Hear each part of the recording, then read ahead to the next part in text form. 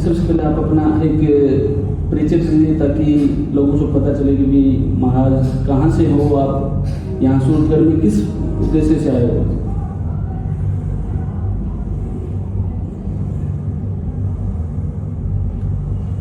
मैं गणितीय कीर्ति विजय। हम लोग जैन साधु हैं और जैन साधु का कोई बेसिक स्थान नहीं होता।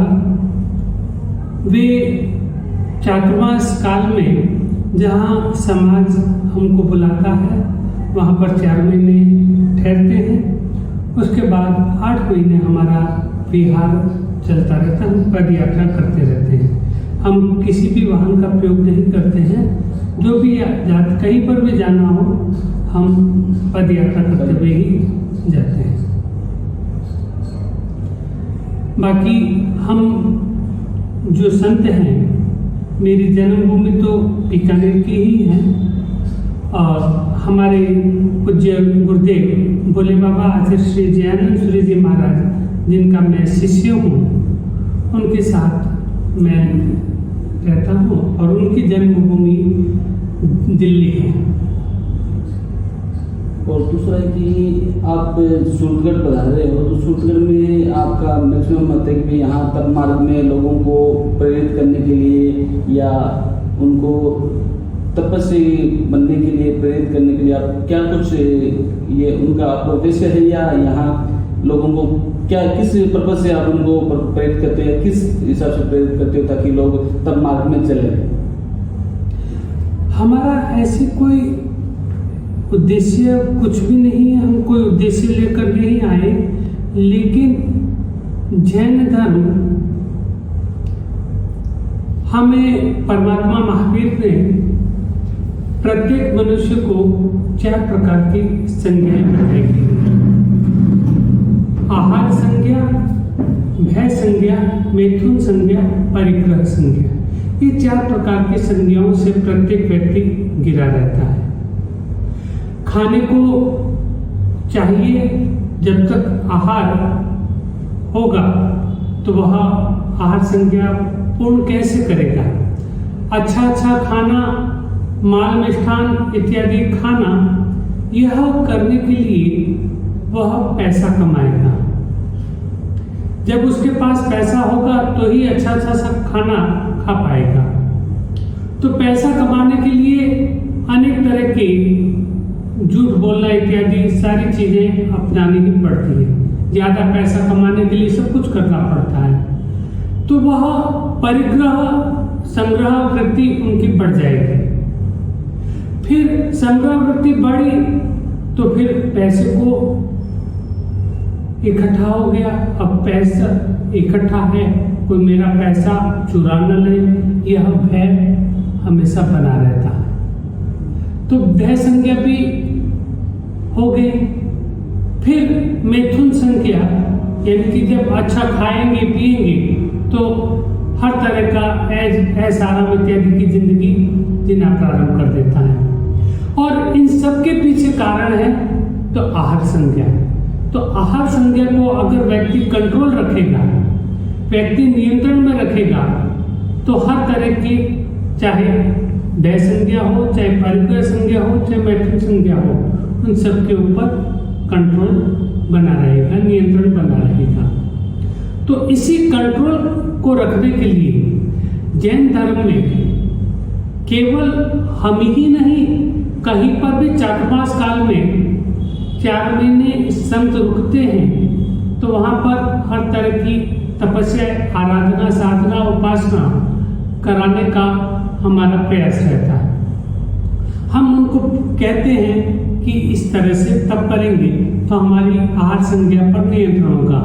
आज जितना व्यक्ति खाने के पीछे पागल बना हुआ है, हर व्यक्ति खाने के लिए लालायित बना हुआ है। वह हर तरह की चीज क्या खा रहा है, क्या नहीं खा रहा, लेकिन विज्ञापन देखकर बस मुझे ये भी खाना, मुझे ये भी खाना, मुझे ये भी खाना, चाहे पेट में कोई भी बीमारी हो, बस एक खाने की लालसा बनी हुई है। उस लालसा को नियंत्रण करने के लिए परमात्मा महावीर ने तप का माध्यम बताया है, और तप के द्वारा हम अपने हर चीज को नियंत्रण कर लेंगे। व्यक्ति के पास हर 5 इंद्रियां दी हैं। 5 इंद्रियों में हर इंद्रिय व्यक्ति के पास में 2-2 है। नेत्र तो 2, लेकिन काम क्या है? एक ही देखना। कान तो 2, काम एक है। इसी तरह से नाक 2, लेकिन काम एक ही, सूंघना। लेकिन जीवा के पास जीवा एक है और काम 2 है, खाना भी, बोलना। और दोनों ही व्यक्ति को हर तरह के कर्म बंधन में प्रताड़ित करने के लिए तैयार रहते हैं। अगर सही नहीं बोला तो कुछ न कुछ तकलीफ आएगी, सही नहीं खाया तो हमें हॉस्पिटल जाना पड़ेगा। हिंदू धर्म में जैसे कहते हैं कि भाई काम, क्रोध, मोह, लोभ, अहंकार की ये चीज है, तो वो उसी तरह के इनको कंट्रोल ओनली आहार से ही किया जा सकता है। चाहे कोई भी, चाहे हिंदू धर्म हो चाहे जैन धर्म हो, काम, क्रोध, मान, माया, लोभ, जैन धर्म भी नियंत्रण करता है, इन्हीं चीजों से नियंत्रण करता है।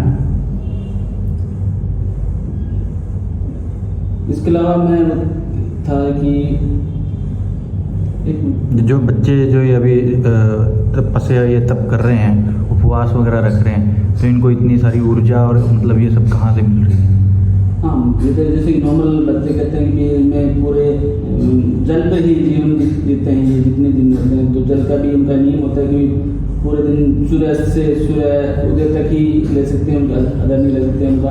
तो ये ऊर्जा जैसे नॉर्मल क्या शरीर को चलने के लिए एनर्जी चाहिए, चाहे वो अपने कह सकते हैं भी खाने से या भोजन से मिलती है, तो वो अब उन दिनों कहाँ से मिलती है? ये शरीर के अंदर ही एक्स्ट्रा, या इनके शरीर पर जैसे करने के बाद में कोई कमजोरी या किस तरह की होती है या नहीं होती? देखिए, आपने सबसे पहले तो हमारे जैन धर्म के अनुसार जो उपवास की तपस्या है, वह उपवास की तपस्या सूर्योदय हो उसके बाद से लेकर सूर्यास्त के मध्य तक ही बॉयल किया हुआ पानी ठंडा करके और वही ग्रहण करना होता है। उसमें भी ये नहीं कि आप कहीं पर भी खड़े हैं, बैठ कहीं पर भी आप पानी पी सकते हैं, नहीं। यह एक कंट्रोल है और व्यक्ति में क्षमता होती है कंट्रोल करने की, किसी के कहने से नहीं। ये एक स्वाभाविक है कि एक व्यक्ति को जैसे जैसे उनको गाइड किया जाए, व्यक्ति हर तरह से सक्षम हो जाता है। और जब नियम के बारे में व्यक्ति को पता होता है तो उन नियमों को ध्यान में रखकर व्यक्ति में कंट्रोल की क्षमता स्वतः ही आ जाती है। तो ऐसी कंट्रोल करने की क्षमता व्यक्ति में किसी के कहने से नहीं, किसी के दबाव से नहीं, एक ऑटोमेटिक व्यक्ति के अंदर जब नियमों को आप विद्यालय में कोई भी बच्चा पढ़ता है, विद्यालय के जो नियम होंगे उन विद्यालय के नियमों का पालन करने के लिए व्यक्ति पहले से तैयार होगा कि मुझे इन नियमों का पालन करना है। अगर नहीं नियमों का पालन किया तो मुझे क्या होगा? सजा होगी, पनिशमेंट मिलेगी या फाइन भरना पड़ेगा। ठीक इसी तरह से जो भी तप करेगा, तप का जो नियम है उनको पालन करना किसी के कहने से नहीं, बलात् से नहीं, एक स्वाभाविक क्रिया है और उस स्वाभाविक क्रिया को करने के लिए हर व्यक्ति तैयार रहता है तपस्या करने के लिए, चाहे छोटा हो चाहे बड़ा हो। क्योंकि छोटे बच्चों को आजकल हर तरह की चीज खाने के लिए टीवी इत्यादि में देखकर बहुत जल्दी लालायित रहता है। तो उन बच्चों को जब प्रेरित करते हैं और वह आपस में देखते हैं कि हमारे संघ समाज में इस तरह का कार्य चल रहा है, इस तरह का चातुर्मास चल रहा है, तो चातुर्मास के अंदर हमको भी कुछ न कुछ तप करके अपने आप को कर्मों से मुक्त होना है और कर्मों से मुक्त होने के लिए ये तप किया जाता है। से मुक्त से क्या तात्पर्य आपका? देखिए, व्यक्ति कर्मों से मुक्त कब होता है? जब पूर्णतया रिफ्रेश होता है, माइंड फ्रेश होता है, बिल्कुल हर तरह से इंसान खुशहाल जीवन जीता है, तो वह समझा जाता है कि वह जैसे एक पका हुआ फल होता है। पका हुआ फल क्या देखते ही क्या होता है कि यह पका हुआ है, बिल्कुल सुंदर दिख रहा है, पका हुआ है, तो अच्छा लगता है। और जो कर्मों से रहित होता है वो व्यक्ति पूर्णतया स्वस्थ होगा, सुंदर होगा, और हर व्यक्ति उसको देखने के लिए लालायित रहता है। जो व्यक्ति कर्मों से मुक्त होगा, कर्म किसको लगते हैं? जिसका जन्म होता है, जिसका मरण होता है। यह जन्म मरण का जो चक्कर चलता रहता है, जन्म मरण के चक्कर से में ही यह कर्मों का भार उसके साथ जुड़ा रहता है। एक जैसे देवी कहते हैं वो किसी भी धर्म का हो, ये सुनने में आया है, तो क्या धर्म धर्म कोई एक ही चीज है या अलग अलग चीज है इसका? देखिए, जब तक व्यक्ति धर्म से नहीं जुड़ता, धर्म की राह पर नहीं चलता, तब तक व्यक्ति अपने जीवन में आध्यात्मिक मार्ग पर आगे नहीं बढ़ सकता। धर्म उसको, जैसे विद्यालय में पढ़ने वाला विद्यार्थी पहली क्लास में जाता है, उसको पता नहीं विद्यालय में क्या करना है, लेकिन पहली क्लास में बच्चा पढ़ता है और उसको धीरे धीरे सब चीज़ें सीखनी पड़ती हैं और सीख जाता है। फिर वह धीरे धीरे आगे बढ़ते हुए कॉलेज इत्यादि पास करता है।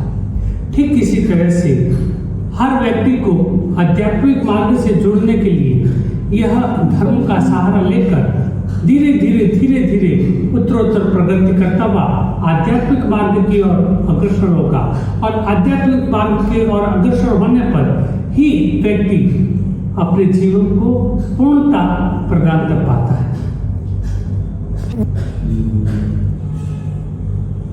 आपने पूछा कि केवल जैन के लिए ही नहीं, साधु ठीक है धर्म के साथ जुड़ा हुआ है, लेकिन हम केवल जैन लोगों के साथ ही नहीं जुड़े हुए हैं, हम आम पब्लिक के साथ भी, प्रत्येक जनमानस के साथ हमारा जुड़ाव होना चाहिए। और इसी कारण से उस जनमानस से जुड़ाव रखने के लिए जनमानस के मन में जो भी है उस शंकाओं का निवारण करके और उनको सही मार्ग दिखाने के लिए हमें यह सब बताना पड़ता है कि आपको कौन सा रास्ता अपनाना चाहिए। जैसे कि हम अपने जीवन में किस तरह से खाएं जिससे हमारा जीवन में किसी तरह की हमको होम टू हॉस्पिटल जाना ना पड़े। आज हमारा जीवन home to hotel, hotel to hospital की ओर आगे बढ़ता जा रहा है, लेकिन परमात्मा महावीर कहते हैं कि हमको होम में ही सब कुछ मिल जाता है।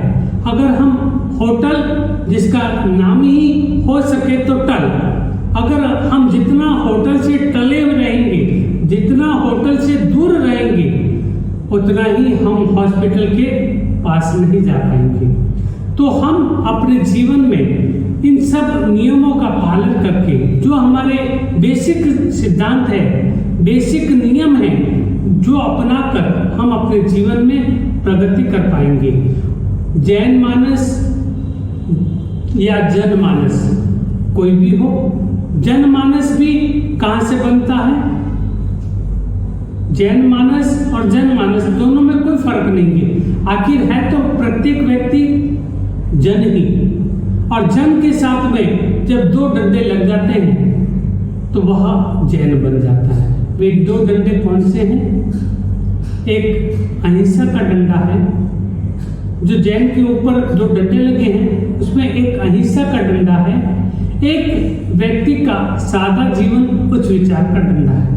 व्यक्ति सादा जीवन उच्च विचार का डंडा अपनाकर अपने जीवन में हर तरह की सुख शांति अपना सकता है। और अहिंसा धर्म का पालन करके व्यक्ति जब दूसरों को दुखी देखता है, दूसरों को कष्ट देता है, तो उसको कष्ट आते हैं। और जब दूसरों के कष्टों को दूर करता है तो व्यक्ति के जीवन में वैसे ही खुशहाली आ जाती है। तो हम भी अपने जीवन में, चाहे कोई भी हो, अपने जीवन को खुशहाल बनाने के लिए हम भी सादा जीवन, उच्च विचार का जीवन अपनाएं और अहिंसा धर्म का पालन करके हम अपने जीवन में खूब उच्चतम गति को प्राप्त कर पाएं। इसी मंगलमय कामना के साथ